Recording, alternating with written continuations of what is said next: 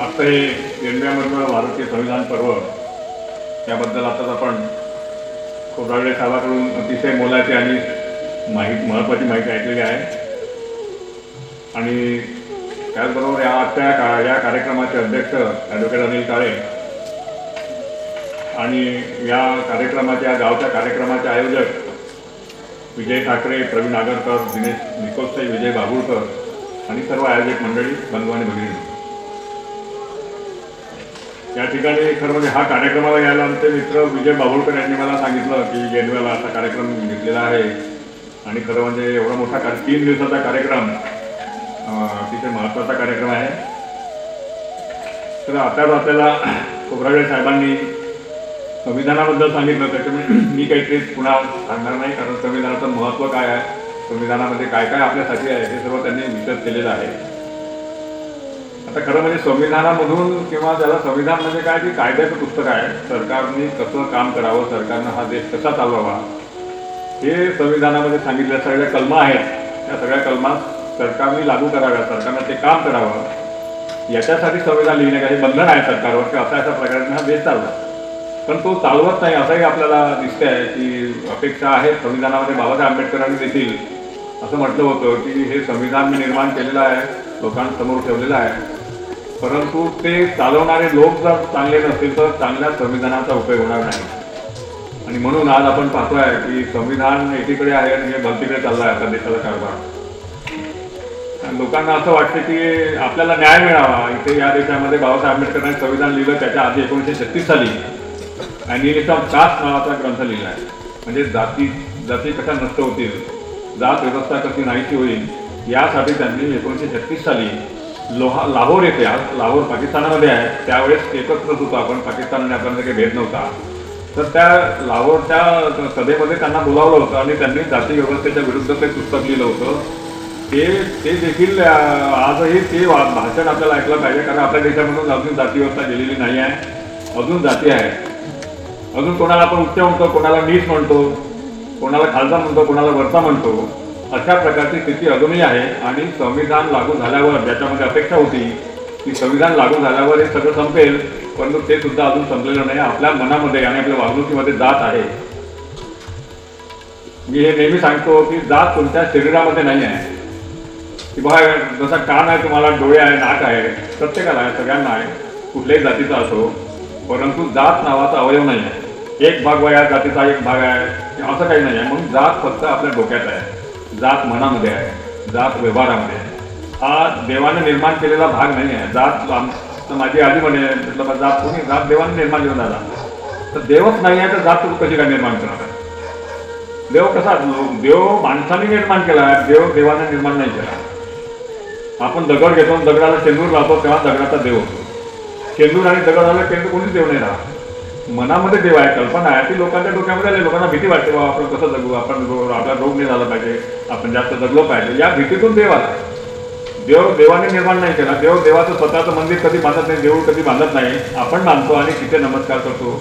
त्या देवळामध्ये मग काही लोकांना जाण्याचे हक्क नाही राहत, अस्पृश्य लोकांना म्हणजे जाता येत नाही देवांमध्ये, मंदिरामध्ये। हे देवाने नाही सांगितलं, माणसाने निर्माण केलेले भेद आहे।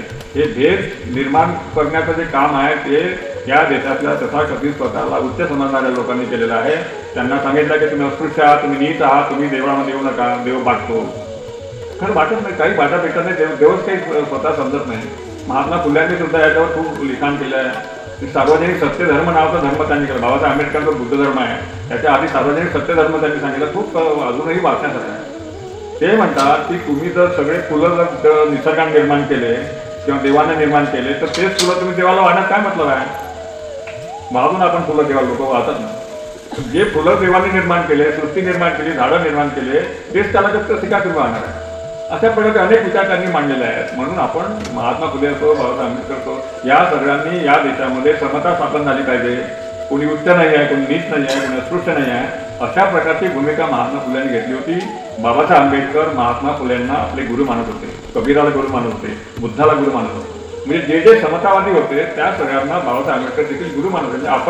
आपण बाबासाहेबांना गुरु मानतो, बाबासाहेब आणखी कोणाला महात्मा फुलेंना गुरु मानत होते, तेव्हा ही गुरु परंपरा आपण जोपासली पाहिजे की जे समतावादी आहेत जे माणसाला न्याय देणारे आहेत तेच आपले विचार देणारे राहू शकतात. आणि नाहीतर आपण असं समजतो की आपण जे आहोत ते आपल्यामध्ये भेद आहे.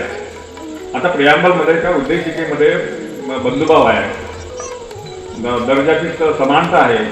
बंधुभाव आहे का आपल्या देशामध्ये?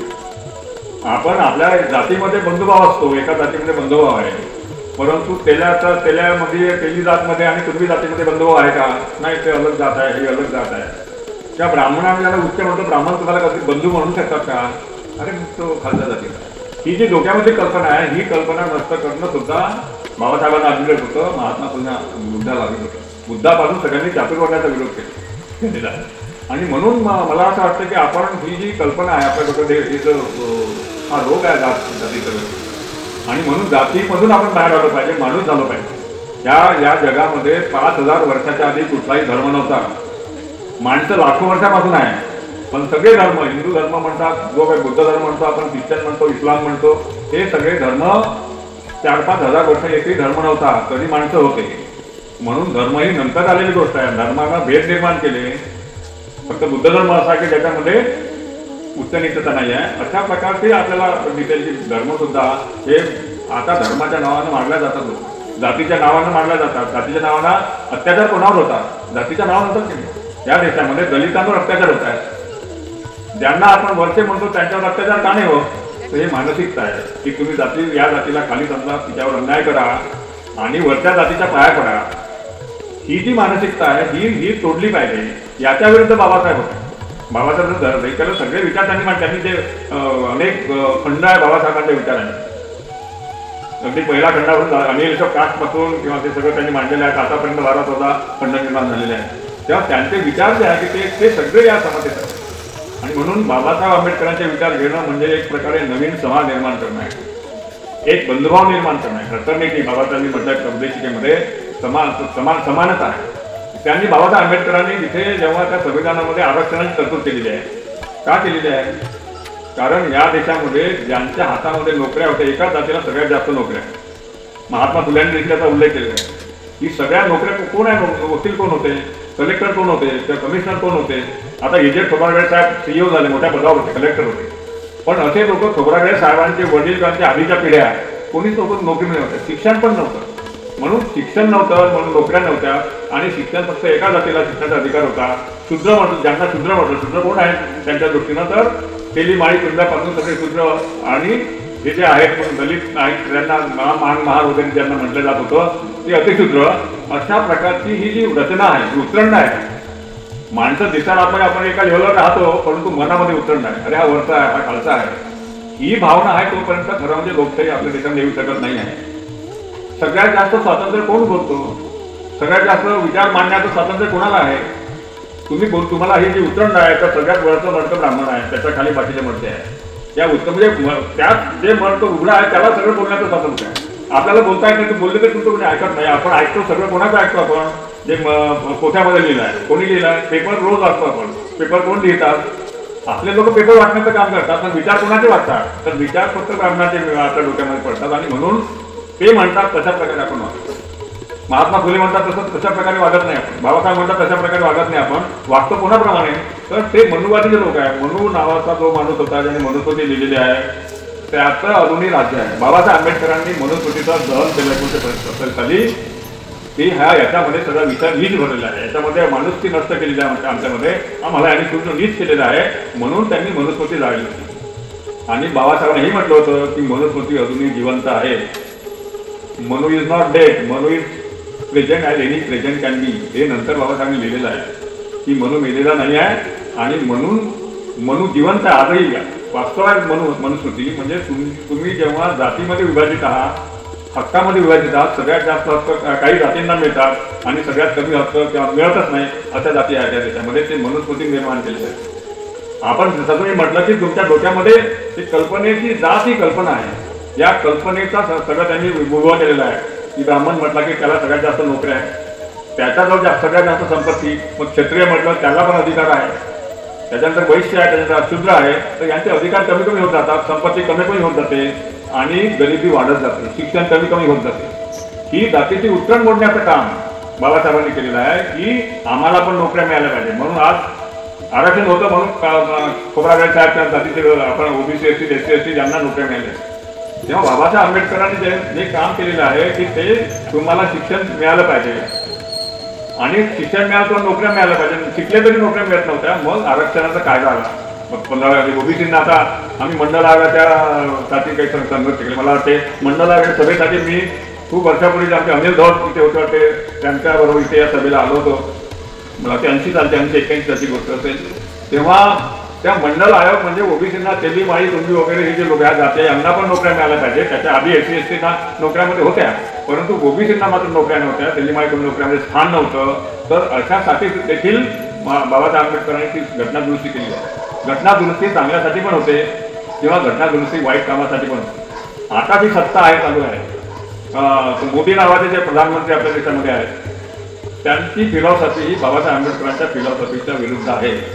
त्यांची फिलॉसॉफी, त्यांचं जे वर्तन आहे, त्यांची जी भूमिका आहे ती समतेच्या विरुद्ध आहे. त्यांची भूमिका ही RSSची भूमिका आहे. आणि RSS काय आहे? राष्ट्रीय स्वयंसेवक संघ नावाची संघटना आहे. त्यांचे विचार बाबासाहेबांच्या विरोधी विचार आहेत. त्यांचे विचार महात्मा फुल्यांच्या विरोधी आहेत. त्या RSSने तुम्हाला फुले नावाचा चित्रपट सिनेमा त्याच्याबद्दल जे चालू सांगण्यात असेल की महात्मा फुल्यांनी ब्राह्मणांना शिव्या दिल्या म्हणून तो चित्रपट चालू देऊ नका, अशा प्रकारचं ब्राह्मण बायांचं निदर्शनात आलंय पुण्यामध्ये. त्यांनी म्हटलं की आम्हाला आमच्यावर उपकार आहे महात्मा फुल्यांचे, कारण त्यांनी आम्हाला पहिल्यांदा सावित्रीबाईंनी शिक्षण दिलं, परंतु त्यांनी आमच्या तो एक लहान मुलगा बटू त्याला म्हटला जानवं घातलेला मुलगा सावित्रीबाईच्या अंगावर शेण फेकतो. आणि सावित्रीबाई का शेण फेकतो? तर सावित्रीबाई हे शिक्षण स्त्रियांना शिक्षण देण्यासाठीच जात होत्या रस्त्यानं शाळेमध्ये शिकवायला. तर ते त्यांना आवडत नव्हतं ब्राह्मणांना की ह्या हिने शिकवू नये, दलितांच्या मुलींना किंवा या ओबीसीच्या मुलींना शिकवू नये, म्हणून तिला दगड मारत होते. चांगलं काम करणाऱ्या लोक हे दगड मारतात. ते काम महात्मा फुल्यांनी केलं आणि त्यांना म्हणतात की त्यांच्यासाठी चांगलं काम करू नये, त्यांना दगड मारत होते. मग कोण चांगला आहे? महात्मा फुले चांगला आहे का दगड मारणारी प्रवृत्ती चांगली आहे? या प्रवृत्तीचे लोक आजही आपल्या देशात शासन करते आहेत. आतापर्यंत जी सत्ता होती आणि 14 पासून जी सत्ता आलेली आहे ती RSSच्या नीतीप्रमाणे चालण्याची आहे. आता तुमच्याकडे तुमचं शिक्षण जे झालं, आता शाळा बंद होत आहे. हजारो शाळा महाराष्ट्रातल्या बंद होत आहेत आणि कुणाच्या नोकरी नसतील, कोण अशिक्षित राहणार आहे? जर ज्या मनुस्मृतीने म्हटलं आहे की शूद्रांना शिक्षणाचा अधिकार नाही आहे, फक्त ब्राह्मण क्षत्रियांना अधिकार आहे, हे सूत्र लागू करण्याचं काम चालू आहे. म्हणून आपण सावध राहायला पाहिजे की तुमचं शिक्षण बंद झालं तर तुमच्या नोकऱ्या बंद होतील. नोकऱ्या बंद झाल्या, अधिकार बंद होते, तुम्ही अधिकारी होऊ शकणार नाही, तुम्ही इजेट खोबराकडे होणार नाही.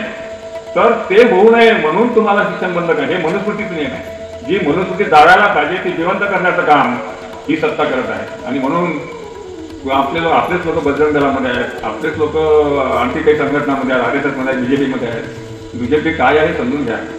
केवळ एखादा आमदार होतो, केवळ एखादा सभापती होतो, किंवा एखादा ZPचा पदाधिकारी होतो म्हणून BJP जॉईन करू नका. कारण BJP ही तुम्हाला जाती व्यवस्थेमध्ये जपून ठेवण्याचं काम करते, तुम्हाला वृत्तनिष्ठामध्ये ठेवण्याचं काम करते, तुमचं शिक्षण नष्ट करण्याचं काम करते. म्हणून आम्हाला असं वाटतं की हे बाबासाहेबांचं स्वप्न जे होतं समतेचं, सगळ्यांना न्याय मिळायचं, ते स्वप्न पाहिजे. कारण लोकशाहीची व्याख्या कशी आहे? By the people, for the people, of the people.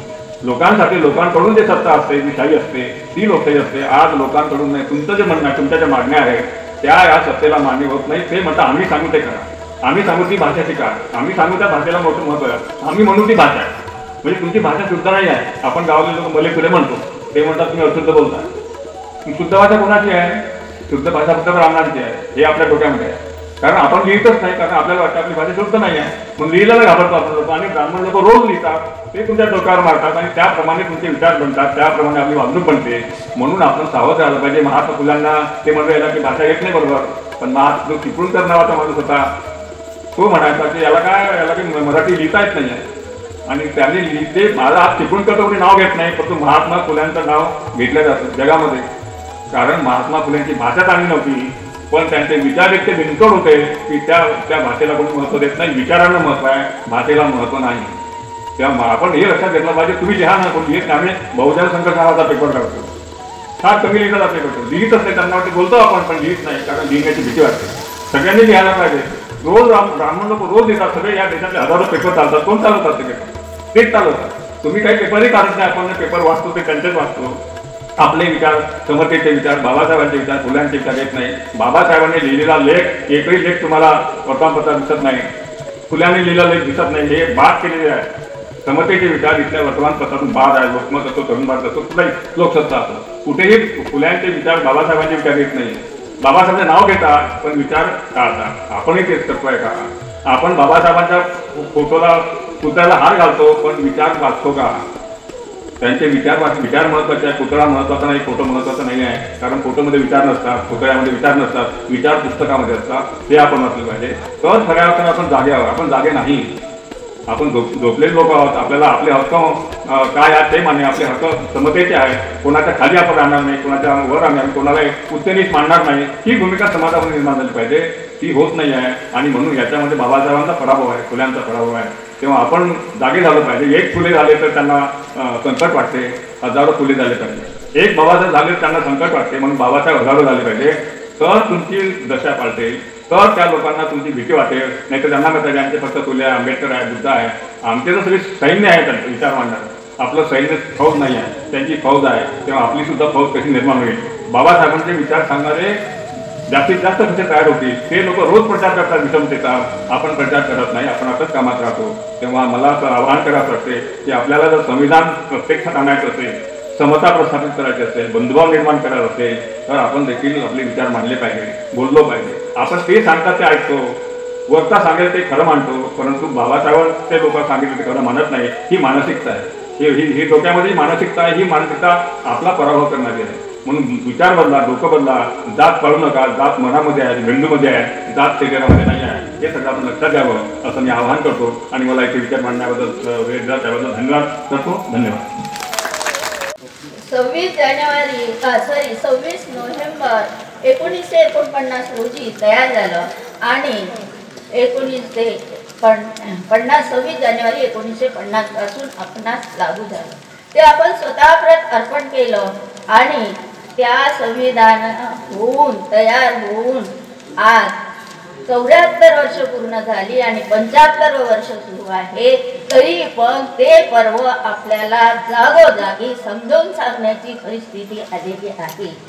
म्हणजे एवढ्या वर्षात हे संविधान समजून घेणं, आपल्याला वाचता येईल, आपल्याला ऐकता आलेला शाळांमध्येही 50 वर्षानंतर 2005 पासून ते सुरुवात झालं म्हणणं म्हणजे ते भिंती रंगवणं. आणि कालच्या सरांनी सांगितलेलंच आहे. आणि त्यावरून असं वाटते की आपण त्या संविधानापासून किती दूर आहोत. आणि ही दूरता दूर करण्याकरिता आज आपण इथे एकत्रित आलेलो आहोत. आपल्या समोर आजचा विषय आहे भारतीय संत चळवळीचा संविधानावर असलेला प्रभाव. भारतामध्ये, महाराष्ट्रामध्ये अनेक संत होऊन गेलेले आहे. संत चळवळ वारकरी संप्रदायांपासून आपण पाहत आहोत. आणि त्यामध्ये स्वातंत्र्य, समता, बंधुता, न्याय याच तत्वावर ती आधारित आहे. तिथे जाती पंथ भेद कोणताही नाही, धर्माचा सुद्धा नाही. आणि याचे उदाहरण म्हणून आपल्या समोर असलेले वक्ते, यावरून आपल्याला त्याची अनुभूती येते आहे. सर्वांनी आपापल्या धर्माप्रमाणेच नव्हे तर धर्मनिरपेक्ष हे संविधान आपल्याला चालवायचं आहे. कोणाला स्त्री पुरुष समानता यामध्ये आली पाहिजे. आणि म्हणून न्याय, स्वातंत्र्य, समता, बंधुता या 4 तत्वावर ते संविधान आधारलेलं आहे.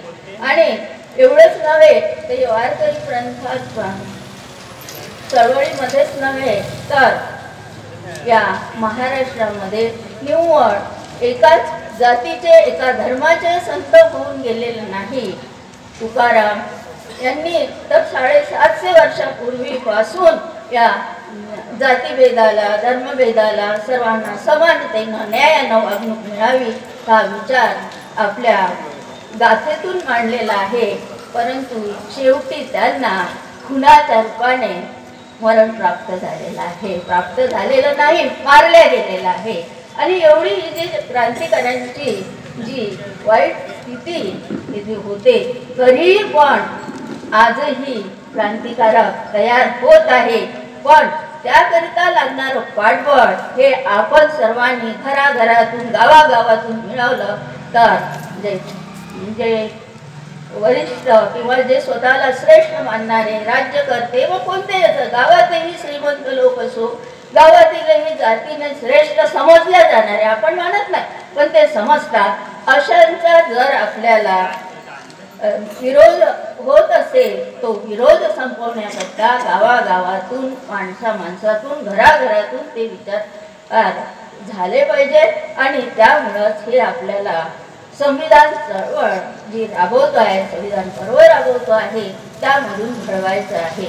संख्येनं कमी असाल, मनाने जास्त असाल, पण आज इथला एक माणूस जर आपल्या मागे 10 माणसं घडवत असेल तर 10,000 असेल तर 100 तयार होतील. आणि म्हणून त्या सर्वांना विनंती आहे की यांचे जे विचार आहे ते विचार आपण ऐकूनच न घेता अंगीकृत करून ते सर्वांना प्राप्त करून द्यावे, इतरांनाही त्याप्रमाणे हे सांगावे. पुढे जाऊन संतांना म्हणजे विषय असल्यामुळं संता आणि त्याचा होणारा संतांच्या विचाराचा प्रभाव हा संविधानावर कसा झालेला आहे, तर त्यामध्ये उच्च नीच काही न नेणे भगवंत तिष्ठे भाव भक्त देखीला, हाच भाव संविधानामध्ये आहे. आणि त्यावरून जातीभेद आपल्याला विसरावा लागतो. सज्जन कासयाशी विकू लागे मास, माळ्या सावत्या खुरपू लागे शेत. अशा पद्धतीचे म्हणजे जो आताचा जो देव मानला जातो हा फार अलिप्त आहे, कामगारांसोबत नसतो किंवा आणखी कसायासोबत नसतो असं ते आहे. पण असं नाही, ते तुकारामाने आळाने हे मांडलेलं आहे का तो कबीरासोबत सेले विणतो, कासासोबत तो मांस विकतो आणि सावता माळ्यासोबत कांदा मुळा भाजी अवघेची विठाई माझी. अशा पद्धतीने त्यांचा हा आपल्याला समतेचा प्रभाव या संविधानावर दिसून येतो. हे आधीचे नामदेव जनाबाई त्यावेळच्या स्त्रीने एवढी मोठी क्रांती आणि जरी मी महिला असेल तरी पण मी या पंढरीमध्ये माझं दुकान मांडते आणि ते आपण इतरांना त्या वस्तू विकते. एवढी त्यावेळेला जेव्हा स्त्रिया बाहेर पडायच्या नाही, बाहेर पडायच्या शेतीमध्ये तर जातच असेल असं मला वाटते, पण इतर व्यवसायात घुसलेल्या नव्हत्या. त्या क्रांतिकारक महिलेने एवढी मोठी क्रांती केली आणि पंढरपूरमध्ये नामदेवाच्या घरी राहून त्यांनी वारकरी संप्रदायाचं शिक्षण घेतलं किंवा अनुभव घेतले, ते तिने जगासमोर मांडले. तिचेही फार मोठे अभंग आहे पण मी सांगू शकत नाही. मुंबई निवड महाराष्ट्रामध्ये किंवा भारतामध्ये मराठी माणसाने या तुकारामाच्या गाथेचा विकास केला असं नाही, तर इंग्रजाच्या काळामध्ये ग्रँड अलेक्झांडर यांनी तुकारामाच्या गाथेचं अध्ययन करून अभ्यास करून त्यांना वाटलं हे विचार लोकांपर्यंत पोहोचले पाहिजे आणि म्हणून त्यांनी ती गाथा सरकारी खर्चातून, जे मुंबई विद्यापीठाचे कुलगुरू होते त्यावेळेला, त्यांनी ती गाथा शासनाच्या सरकारी खर्चातून प्रकाशित करून लोकांपर्यंत ते विचार पोहोचावे म्हणून कमीत कमी किमतीमध्ये उपलब्ध करून दिली. आणि असा या संत चळवळीचा आपल्या संविधानाशी आपल्याला त्याचा प्रभाव दिसतो. एवढंच नव्हे तर संविधानानंतरचे झाले जे तुकडोजी महाराज आहेत, त्यांनी पण या समतेचा विचाराचा आपल्याला संदेश दिलेला आहे. तो विस्ताराने गुरुजीच म्हणते, त्यांना रक्षक गुरुजी आपल्या समोर मांडते. जैन धर्मामध्ये जैनांचे तत्व विजयकर सर सांगतील आणि धर्मकीर्ती महाराज त्याचा आपल्या कीर्तनातून किंवा आपल्या अभ्यासाद्वारे घेतलेल्या अनुभवातून आपल्या समोर मांडतीलच. भंतेजी आपलेही विचार आपल्या समोर, आपल्या धर्माशी जुळते असलेले विचार आपल्या समोर मांडतील. आणि सावित्रीबाई फुलेंच्या पुण्याईने आज मी जिथे उभी आहे त्यांनाही अभिवादन करून मी माझे लांबलेले प्रास्ताविक आटोपते घेते. नमस्कार दोस्तों, हमारे न्यूज़ चैनल न्यूज़ इंडिया को लाइक कीजिए, शेयर कीजिए एंड सब्सक्राइब कीजिए. हम मिलेंगे फिर. धन्यवाद.